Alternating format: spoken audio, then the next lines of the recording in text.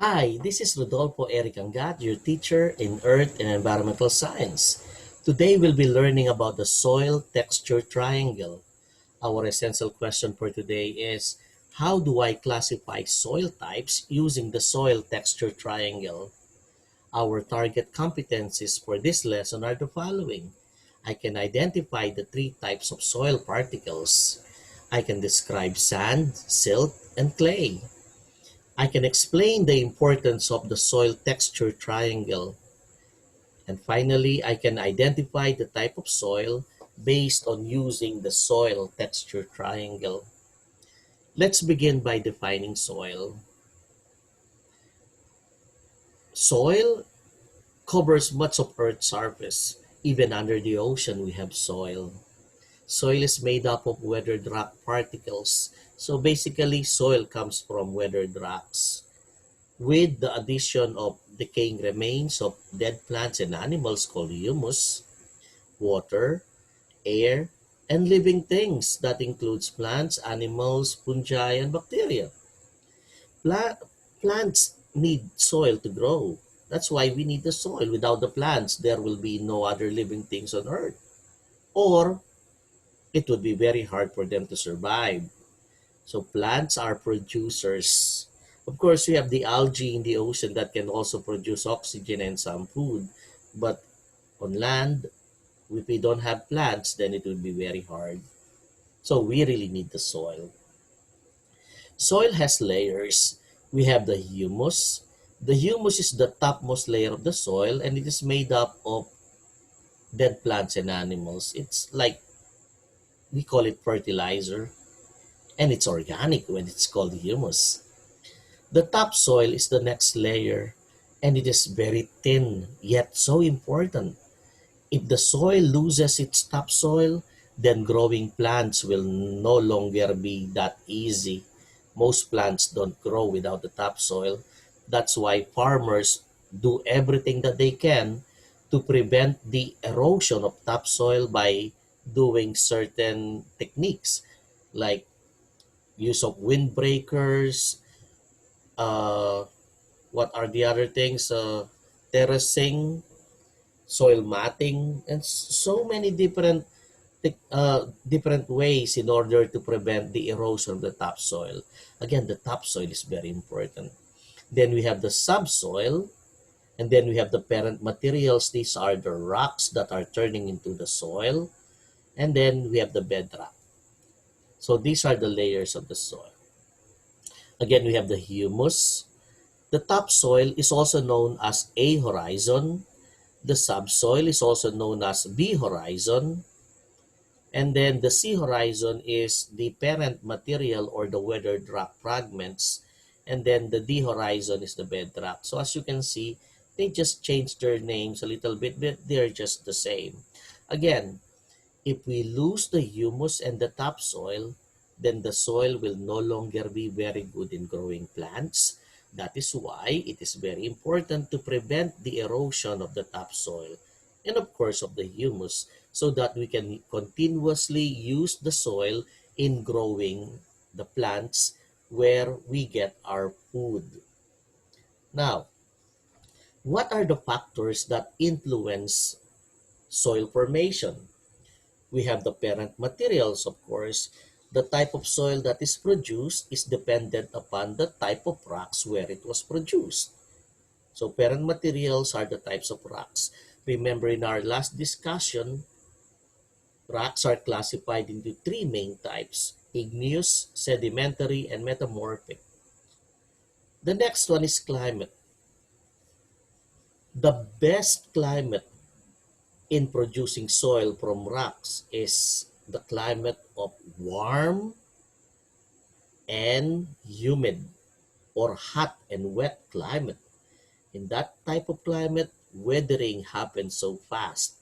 Chemical weathering happens so fast that soil is formed rapidly. The next one is topography or the shape of the land. When when the land is flat, weathering helps in forming the soil.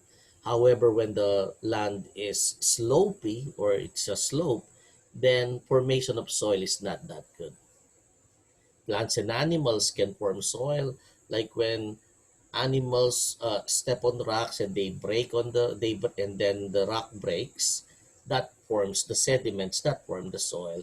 And of course, time. And remember, the process of soil formation takes a very, very long time. It's a very slow process.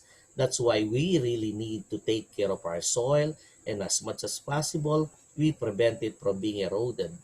If the nutritious topsoil is eroded into the river or into the ocean, then what's the use of it?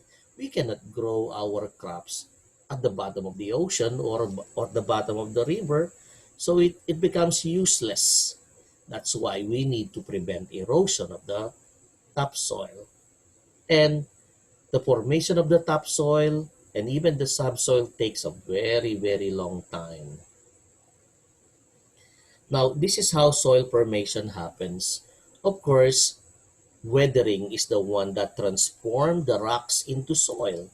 Weathering, weathering, and then weathering forming the various horizon of the soil. At first, we just have bedrock, and then we have the parent material, and then we form the A horizon, and then we have the humus there. So that's how it works. Now, the soil, the parent material of this are, of course, the rocks, and these are the layers that we discussed earlier. So we call this part of the soil as the regolith, and below the regolith is the bedrock. The parent materials of soil are the big rocks. The big rocks become smaller and smaller and smaller until they become soil. Of course, the process that makes this possible is the process of weathering.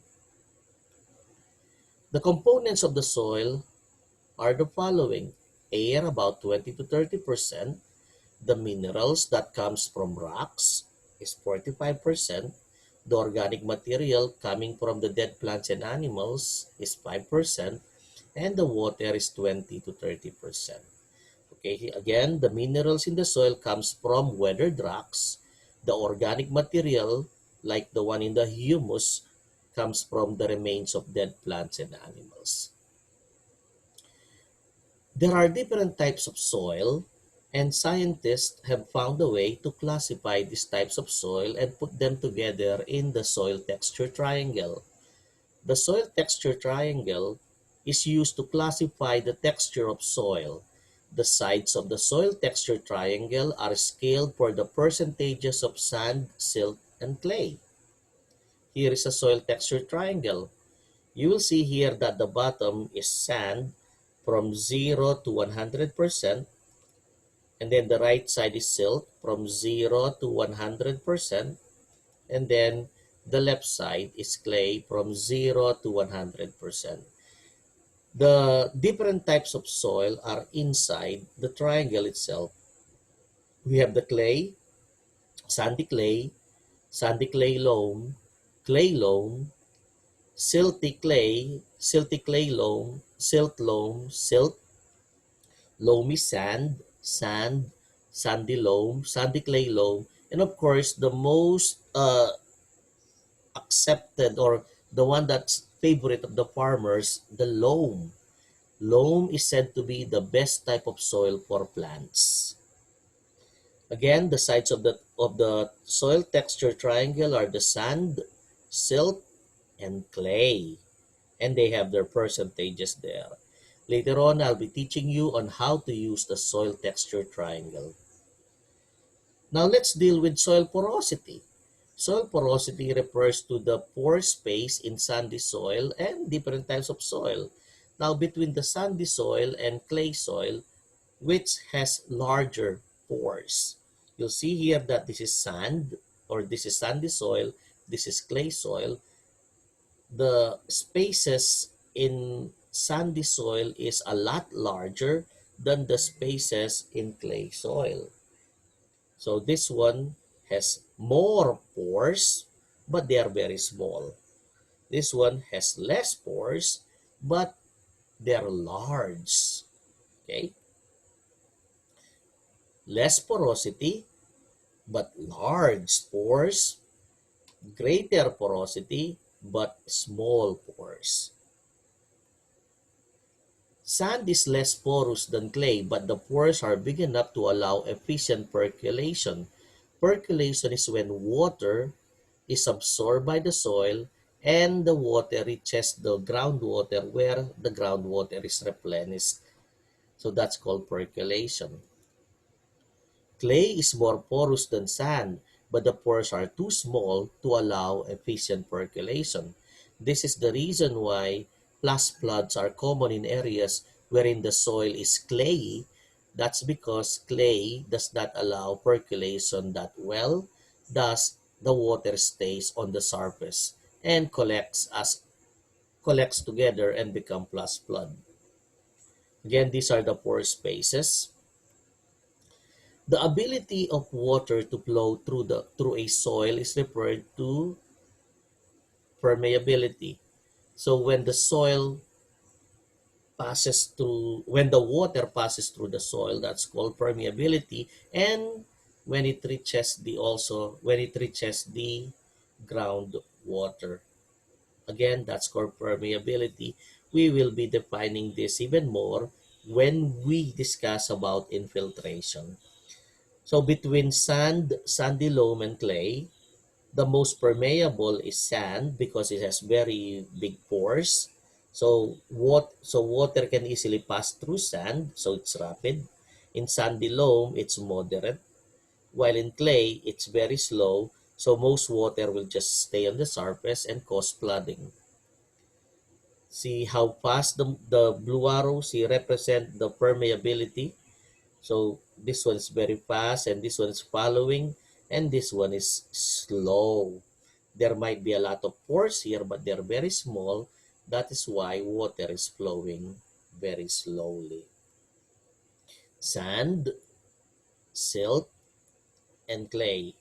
Compare the permeability. This one is the fastest. Clay is the slowest. Larger spaces between soil particles result to better infiltration and percolation. Now I have introduced the word infiltration. We will be comparing it with percolation.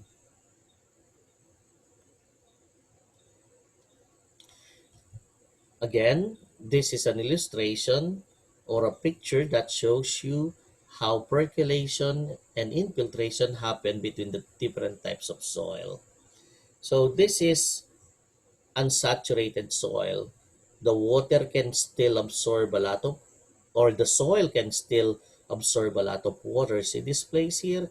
This part of the soil can still absorb a lot of water, so it's unsaturated. When the soil becomes saturated, that means it's full of water. So that means the soil has absorbed all the water that it can. Now, if the precipitation continues, then it would result to flooding. When the soil is already saturated with water, then the water has nowhere to go but to stay on the surface, and this is what we call flood. So a saturated soil can lead to flooding when the precipitation continues. Now, let's try to compare infiltration and percolation. First, it's precipitation. That means rain or snow. When precipitation falls from the sky, the first thing that happens is that the water flows on the surface. We call that water flowing on the surface as surface runoff. Okay, runoff is is water that flows on the surface of the ground. So this is an example of runoff. So the water is flowing on the surface. So this is runoff right here. Now, let's go with infiltration. Infiltration is the downward movement of water. It occurs closer to the surface or root level So infiltration is when water is absorbed by the ground up to the root level. Like this one is root level, this one is root level. So we call that infiltration. Now deeper than infiltration, again this is infiltration here. So this is still up to the root level. Deeper than infiltration is what we call as percolation. If the water reaches the groundwater and replenishes this. Of course, we call the process groundwater recharge when the water from the precipitation goes to the groundwater. That is called as groundwater recharge, and the one that is responsible for groundwater recharge is percolation right here. Percolation is deeper seepage of water that results to the recharging of groundwater. Again, we call that groundwater recharge. If the groundwater is already full, so the water will just be absorbed by the soil, and if the soil cannot absorb the water anymore, we call that saturated soil, and that is the result of flooding. Let's continue. So again, this is the water under the ground. When the water reaches the groundwater, then we call that percolation. And that's groundwater recharge right there. Now let's do the soil texture analysis. So in the soil texture analysis, we'll be needing a soil sample, a beaker of water, a graduated cylinder, and of course, we need the soil texture triangle chart. Again, this is called a graduated cylinder because it has graduations. It is a cylinder with graduations. See these lines here? We call them graduations. This is a beaker and it also has graduations, but this is more accurate in measuring volume. How can you determine the soil texture? Put the soil sample in a graduated cylinder and add water almost to the top. Cover the top of the cylinder with a plastic wrap. Secure it with a rubber band and shake vigorously. Then let the cylinder sit overnight. The soil grain settles based on their sizes. Heavy at the bottom and lighter on top. Determine the soil volume proportion and use the soil texture triangle to determine the type of soil. So this is what I did. Oh, no, I got this picture from the web and I did something else. So this one is credited to Science Photo Library, but you'll see it here that in this one, the sand particles, which possess the biggest particles, settle at the bottom, while the silt settles in the middle, and the smallest particles, the clay, stayed on top. So with this kind of settling, we can calculate the percentage of each one. That's 50 ml. And then the sand is up to there. We will estimate that the sand is 75 ml. And then the silt is up to there. We would estimate that it's about how many? Okay, the total is 107. So we would say that the sand would be 72 ml because it's from the 0 to that one. It's a little bit below 75. So that's the 75 ml mark. Now, how about the silt? From the 73 up to there, we would estimate about 25 ml silt and about 10 ml clay.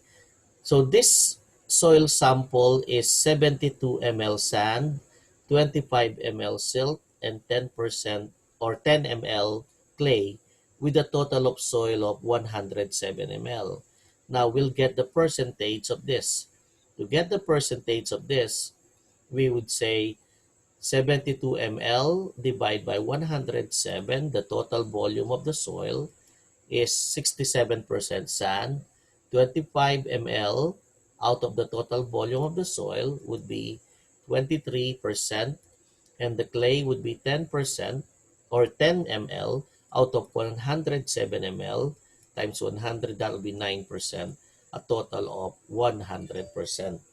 So the composition of the soil is 67% sand, 23% silt, and 9% clay. Now, let's try to use the soil texture triangle.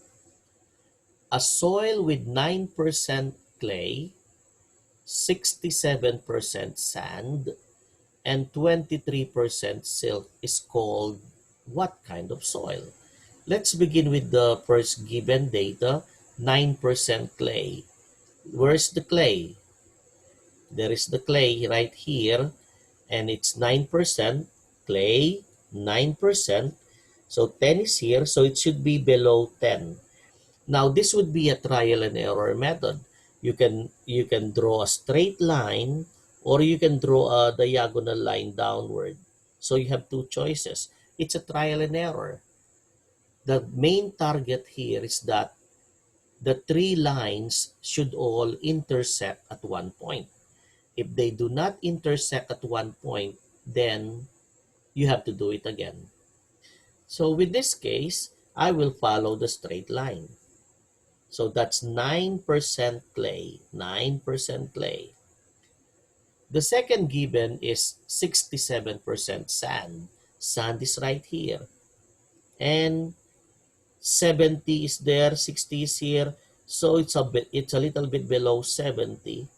So since it's here, I can draw the diagonal towards left or diagonal towards right. Whichever I use, they will intersect, right? So it's a trial and error method, but in this case, I will be using the one that's diagonal towards the left. Okay? The third given is 23% silt. Silt is right here, and 23 should be here because this is 30 and this is 20. So 23 is a little bit higher than 20.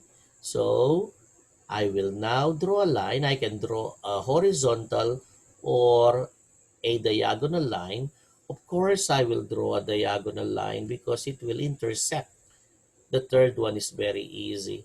So it would intersect, and all lines intersected in this point, which means that the soil sample that we have here is called sandy loam. Okay, do you get that?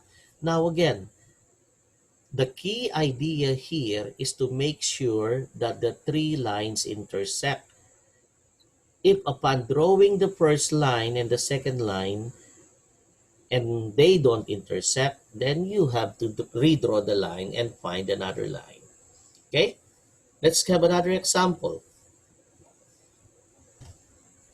What kind of soil is made of 70% sand, 20% silt, and 10% clay? Let's begin with the sand. 70% sand. There, sand is right at the bottom, and 70 would be there. And I drew a diagonal line leftwards. I can draw a line there, but it would not be correct because I've tried it already. So if you try this one and then you cannot intersect the second line, then you have to redraw the line using the other option. The next one is 20% silt. Silt is right here. This is 20. So 20 is right here. So I'll draw a line right there. See that? If I drew the other line here, then they would not intersect. Then they will be wrong. But this line is correct because the second one would make it intersect with the first one. See, 20% silt, silt 20%. And then 10% clay, clay is right here, 10% is right here. So I will draw a line to make them intersect, and that would be this point here. So where do they intersect? They intersect on this sandy loam. So the answer is sandy loam. Another example. What type of soil is made of 10% sand, 80% clay, and 10% silt? Again, our target is for the three lines to intersect. If they do not intersect, then that is not the correct answer. Let's begin with the 10% sand. Sand is right here. This is 10%. So I would be drawing the line there. I could have drawn the line there too, but it won't work because I tried it before. So it's a trial and error. So I'm showing you the correct answers immediately so that it will be faster. But in your case, you might take a little bit longer because you have to do the trial and error method. So after the 10% sand, we have 80% clay. Clay is right here and 80 is right here. So will I be drawing the diagonal line or the horizontal line? Of course, I'll be drawing the horizontal line because this horizontal line will intersect with the first line, which is the right thing to do. And finally, the 10% silt. Silt is right here and 10% is right here. So there is the option of drawing the horizontal line, but it will not intersect. So I'll do the diagonal line wherein they intersected here. And the answer is clay. So the answer is clay for this one. Last example. What type of soil is made up of 40% sand, 20% silt, and 40% clay? So let's begin with the sand. It's 40%. Sand is right here and 40% is right there. So I drew this line. You could draw this line, but again, it's a trial and error. So this is already the correct line. Make sure the three lines intersect. The second one is 20% silt. Silt is right here. This is 20. I could draw a horizontal line, but it won't work because they don't intersect. So I'll be drawing the horizontal downward so that they will intersect. And then we have the 40% clay. Clay is right here and 40 is right here. So, and that would be in the boundary of clay and clay loam. So I would say it would still be a clay because it's still a little bit outside even if I move this to the 40%. This one is a little bit off, but it will still be outside the clay loam. It would still be clay. Okay, oh, there's another example. One more example, guys. What kind of soil is made of 70% sand, 20% silt, and 10% clay? So 70% sand, sand is at the bottom, that is 70%. And then 20% silt, silt is here, 20%. So I'll be drawing this line for them to intersect. And then 10% clay, clay is right here, 10%. So they all merged or they all intersected in that area, and that area is called sandy loam. So those are that is the way for you to use the soil texture triangle. Now to review, you have to remember the type of soil is very important to the type of plant. Now, different types of plants grow in different types of soil. However, among all the soil, the best one is said to be loam. It's basically the one that is the the the best choice for most plants, but some plants they require some special type of soil. Okay? Now, I just want to show you this picture here. So this is the soil texture triangle. So remember, this is the soil texture triangle, and the soil texture triangle is composed at the bottom of sand or percent of sand, on the right percent of silt, and on the left percent of clay. A soil texture triangle is used to classify the texture of soil. The sides of the triangle are scaled for percentages of sand, silt, and clay. Remember that. And these are the soil particles. So these are the three soil particles that we've been dealing with. Among the three soil particles, the largest is sand. Of course, gravel is larger than sand, but we don't consider this as a part of the soil because it is still too big. So this one is sand. Silt is a lot smaller than sand, but even a lot smaller than silt is clay. Now, these are not the actual sizes, okay? They were only made like this so that you'll see them on screen. Now, sand is a lot smaller than this one. Silt is a lot smaller than that one. But clay is, I think it's accurate because it's almost invisible. It's too small. Okay, but you can still see it almost invisible. It's only invisible here because it's compared in scale to the different types of soil particles. Again, the three soil particles are sand, silt, and clay. The biggest is sand, not the actual size, and the smallest is clay. Sand allows percolation well, while clay does not. That's why in areas wherein there's a lot of sand, the soil easily absorbs the water, while in clayey areas, the water stays on the surface and usually results to flash flood. Hopefully with this, you are equipped now with the knowledge and skill on how to use the soil texture triangle and the properties of soil.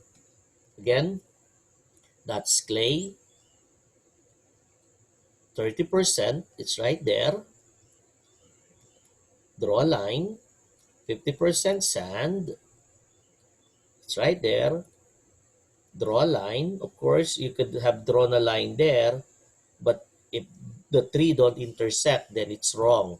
Again, the three should intersect. 20% silt, it's right there, and they all merge together in sandy clay loam. So the answer here is sandy clay loam.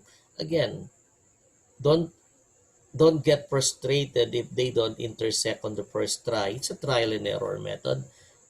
Try again until you get the three intersected at one point, and that's how you get the answer. Okay, thank you so much again. So hopefully you get a good score in our MC assessment. Bye.